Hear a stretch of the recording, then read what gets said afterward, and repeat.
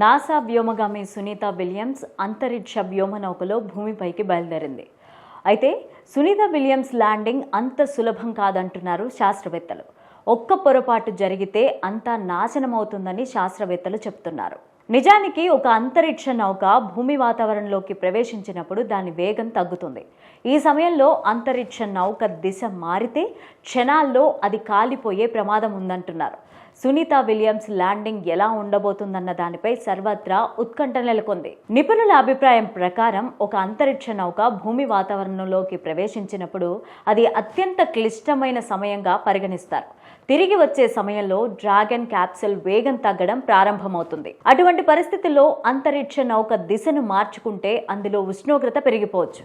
ఆ సమయంలో అంతరిక్ష నౌక లోపల ఉష్ణోగ్రత 1500 డిగ్రీల సెల్సియస్ కంటే ఎక్కువగా ఉంటుందని చెప్తూ ఉంటారు.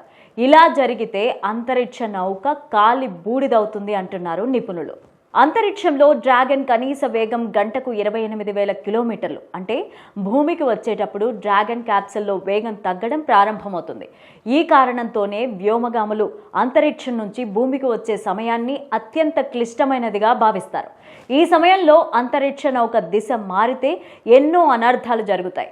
అది భూమి వాతావరణాన్ని దాటితే సముద్రంలో సులభంగా ల్యాండ్ అవుతుందంటున్నారు. అయితే డ్రాగన్ క్యాప్సూల్కి ఒక ప్రత్యేక లక్షణం ఉంటుంది. వాటిలో ఏదైనా లోపం సంభవిస్తే వెంటనే స్పందించే టెక్నాలజీ ఉంటుంది.